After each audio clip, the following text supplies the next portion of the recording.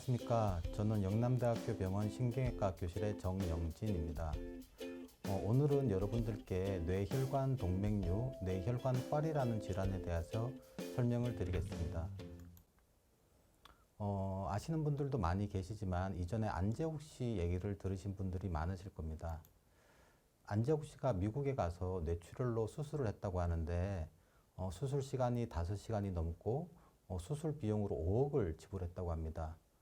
과연 어떠한 병 때문에 이렇게 많은 비용과 시간을 들였는지에 대해서 오늘 말씀을 드리겠습니다. 뇌혈관 동맥류는 보시는 바와 같이 머리 안에 혈관이 어떤 원인에 의해서 이렇게 풍선처럼 부푼 것을 말씀을 드립니다. 아직까지 정확하게 알려진 이유는 잘 없지만 이 뇌혈관 동맥류가 있으면은 아무런 증상 없이 어느 순간에 터질 수 있다고 되어 있어서 이 뇌혈관 동맥류를 머리 안에 시한폭탄이라고 말씀을 드립니다. 그럼 이런 동맥류가 파열이 되면 어떻게 될까요? 만약에 저런 동맥류가 머리 안에 있다가 파열이 되게 되면은 쉽게 말씀을 드려서 10명 중에 3명, 그러니까 3분의 1은 치료를 열심히 해도 사망을 하게 되고 또 나머지 3분의 1은 평생 장애인으로 살아가야 되고 10명 중에 3명만이 일상생활로 복귀를 할 수 있다고 되어 있습니다.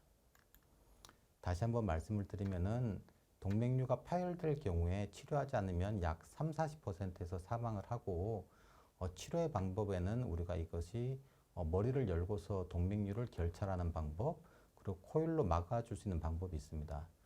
두 가지 다 최근에 많이 이용되는 치료 방법이긴 하나 동맥류 결찰술에 비해서 동맥류 색전술은 전신 마취가 필요가 없고 나이가 많지 않아도 가능하고 제일 중요한 거는 이제 머리를 열지 않고도 치료할 수 있다는 장점이 있습니다. 그럼 어떠한 경우에 이 동맥류를 치료를 해야 될까요? 2013년도에 우리나라 가이드라인이 나온 것이 있습니다. 비교적 동맥류가 파열의 위험성이 높다고 생각되는 경우 크기는 보통은 한 5mm 이상 그리고 후방순환 아니면 전교통 동맥류, 후교통 동맥류 그리고 이전에 뇌지주막과 출혈의 병력이 있는 경우나 가족력이 있는 경우 아니면 크기가 기준보다는 작지만 추적 관찰하는 동안에 그 크기가 증가하거나 모양이 변하는 경우 그리고 모양이 약간 이상한 경우들을 우리가 치료를 권유를 하고 있습니다. 그리고 환자의 그 치료 기준에 들어가진 않지만 우울증이 심하다거나 다른 특별한 원인이 있을 때도 치료를 해야 될 수 있습니다. 다시 한번 그림으로 말씀을 드리겠습니다. 머리 안에 혈관이 이런 모양으로 있을 수가 있는데 이 초록색과 노란색으로 보이는 것이 이제 전방순환계고요. 이 빨간색으로 보이는 게 후방순환계인데 전방순환계에 비해서 후방순환계가 파열의 위험성이 높기 때문에 적극적으로 치료를 해야 된다고 되어 있고요. 이 그림은 사이즈를 말씀을 드린 겁니다. 초록색은 잘 안 터지지만 노란색, 주황색, 그리고 빨간색으로 갈수록 크기가 더 커지기 때문에 파열의 위험성이 높다고 되어 있고요. 우리나라의 진료 기준에서는 약 4에서 5mm 정도가 지나가면은 치료를 고려해 보라고 되어 있습니다. 그리고 만약에 그 크기가 4mm가 되지 않더라도 보시는 바와 같이 동맥류의 바깥쪽에 조그만한 더 혹을 갖고 있다거나 모양이 이렇게 불규칙적으로 생기거나 아니면 추적 관찰하는 동안에 그 크기가 증가되는 경우는 파열의 위험성이 높다고 판단을 하여 저희들이 적극적으로 치료를 해야 됩니다. 그리고 이거는 종횡비를 나타내는 거고 특수검사에서 그 동맥류가 이런 조용 증강이 될 때도 파열의 위험성이 높다고 하여 저희들이 적극적으로 치료를 해야 됩니다. 그러면 이러한 동맥류가 파열되기 전에 그 치료를 한다고 모두가 다 안전한가요? 그렇지는 않습니다. 아시겠지만 머리 안의 수술이라는 거는 상당한 위험성을 갖고 있기 때문에 우리나라와 뭐 여러 미국, 유럽에서 발표한 연구 결과를 간략하게 말씀을 드리면은 예방적으로 치료를 하더라도 사망률은 약 1%까지나 되고요.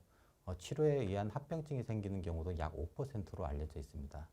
그렇기 때문에 동맥류가 있다고 무턱대고 치료하는 것은 아니고 그 병변의 위치, 모양, 크기, 자연 경과를 예측을 하여 의료진과 충분한 상의를 하고 나서 치료를 결정을 하셔야 됩니다.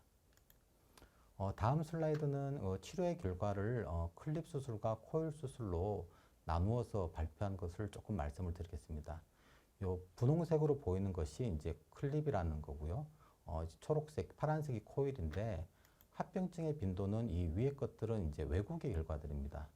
합병증을 말씀을 드릴 때 외국의 결과는 클립했을 때 한 13%, 10%가 훨씬 더 높죠. 적은 게 8%고 대부분 10%가 넘지만 우리나라의 결과는 8.4%로 그 외국의 결과보다 훨씬 더 좋게 돼 있고요. 코일의 결과 역시도 외국보다 훨씬 더 좋은 결과를 보이고 있습니다. 치료의 예방적인 치료의 사망률 역시 외국의 논문들은 2%가 넘는 논문들이 굉장히 많지만 우리나라는 약 0.4%, 코일을 시행할 때는 훨씬 더 낮아져서 0.2%로 그 사망률이 훨씬 더 낮은 것을 알 수가 있습니다. 하지만 무턱대고 다 코일을 시행할 수는 없고요. 병변의 모양이라든지 위치 등을 확인을 해서 저희들이 코일이 더 좋을지 아니면 수술을 하는 것이 더 좋을지 판단을 해 드릴 수가 있습니다. 다음 슬라이드는 이제 수술한 것을 간단하게 보여드리도록 하겠습니다. 이 환자는 파열된 중대뇌 동맥류고 이것은 이제 머리를 개두를 한 거죠. 보시는 바와 같이 여기 중대뇌 동맥류의 일부분이 이렇게 터졌습니다. 보시면은 이렇게 혈관이 정상적인 혈관이 있고 그 사이에 이렇게 풍선처럼 부풀어서 아주 약한 부위가 있습니다. 이 부위를 우리가 머리를 개두를 해서 그 머리 사이사이를 파고 들어가서 이 병변을 찾습니다. 병변을 찾아서 주위 혈관과 정상 조직들은 다치지 않게 박리를 하고 이 동맥류만을 찾아냅니다. 그리고 나서 이 동맥류를 아주 작은 집게로 이제 막아주는 것이 치료의 결과입니다. 보시면은 이렇게 작은 클립이 들어가서 동맥류를 이렇게 막아줍니다. 네. 그 머리를 열고 하는 개두술의 장점은 코일에 비해서 그 머리를 열고 수술을 한다는 단점이 있지만 재발률이 훨씬 더 낮을 수 있다는 장점이 있습니다. 그리고 병변의 위치에 따라서 클립 수술이 좀 더 좋은 위치가 있기 때문에 그런 경우는 클립 수술을 결정을 합니다.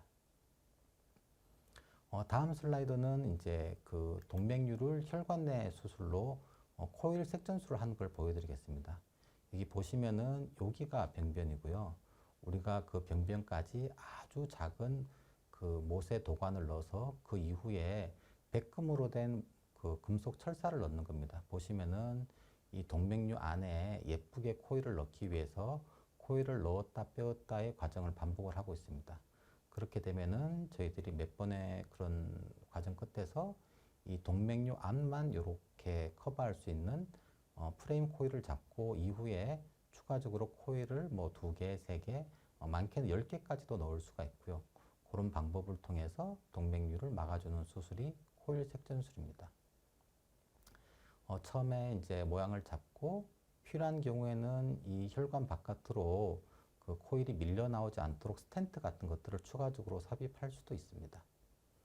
이렇게 돼서 하면은 이제 그 이후에 이렇게 동맥류 안쪽만 코일이 쌓이고 나머지는 이제 스텐트로 막아주는 이런 방법이 코일 색전술입니다.